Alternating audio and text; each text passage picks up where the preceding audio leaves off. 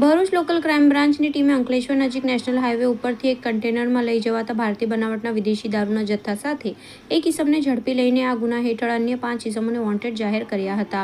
જિલ્લામાં કાયદો અને વ્યવસ્થા જળવાઈ રહે અને દારૂ જુગારની પ્રવૃત્તિ બંધ રહે તે માટે ઉચ્ચ અધિકારીઓ તરફથી અસરકારક કામગીરી કરવા જિલ્લાના પોલીસ વિભાગને સૂચના આપવામાં આવેલ.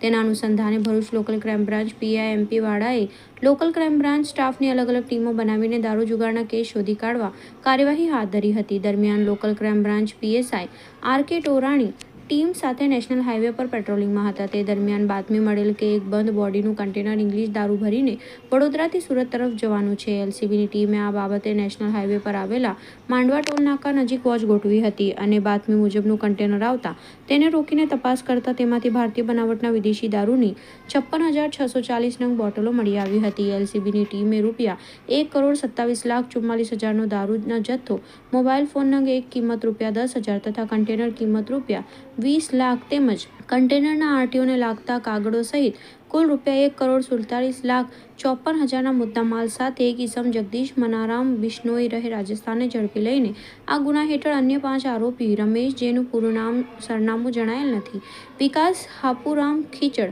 કન્ટેનરનો માલિક જેનું નામ સરનામું નથી, એક અજાણ્યો ઇસમ બરોડા ખાતે કન્ટેનર આપી જનાર તેમજ ઇંગ્લિશ દારૂનો જથ્થો મંગાવનારને વોન્ટેડ જાહેર કરીને અંકલેશ્વર શહેર બી ડિવિઝન પોલીસ મથક ખાતે ગુનો નોંધાવ્યો હતો. હમણાં થોડા સમય પહેલા વડોદરા શહેરના છાણી વિસ્તારમાંથી ગુજરાતની સ્ટેટ મોનિટરિંગ સેલ દ્વારા એક રેડ કરીને દારૂનું ગોડાઉન ઝડપી પાડી ₹2,44,00,000 જેટલી માતબર રકમનો ગેરકાયદેસર રીતે દારૂનો જથ્થો પકડી પાડેલો હતો.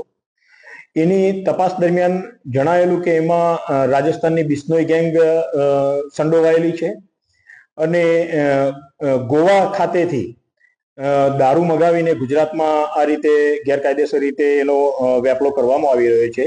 ગોવાથી કુલ 4 કન્ટેનર જેટલા દારૂ ભરીને ગુજરાત તરફ રવાના થયેલા અને એ પૈકીનું એક કન્ટેનર ત્યાં છાણીના ગોડાઉન ખાતે ઉતારવામાં આવેલું હતું, એક કન્ટેનર પૈકીનો માલ. બાકીના 3 કન્ટેનરો પણ ગુજરાતમાં બીજી જુદી જુદી જગ્યાએ એનો દારૂનો જથ્થો પહોંચશે એવી હકીકત તપાસ દરમિયાન જણાયેલી.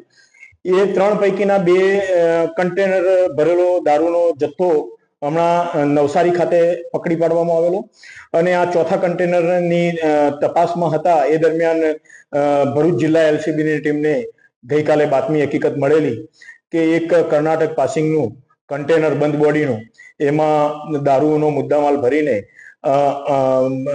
વડોદરાથી અંકલેશ્વર તરફ જવાનું છે. તો માંડવા ટોલ નાકા ખાતે એલસીબીની ટીમ દ્વારા નાકાબંધી કરવામાં આવેલી અને આ બાતમી હકીકત વાળું આ કન્ટેનર આવતા એને સાઈડમાં કરવડાવીને એ કન્ટેનર અંગેની તપાસ કરતા એમાં 56,000 જેટલી ગેરકાયદેસર વિદેશી દારૂની બોટલોનો જથ્થો કે જેની કિંમત થાય છે એ ₹1,27,00,000 એટલો કબજે કરવામાં આવેલો. કન્ટેનરના ડ્રાઈવરની નામ પૂછપરછ કરતા એ રાજસ્થાનનો હોવાનો, બિશ્નોઈ હોવાનું જાણવા મળેલું અને આમાં બિશ્નોઈ ગેંગ પણ સંડોવાયેલી હોવાનું તપાસ દરમિયાન જણાયેલું.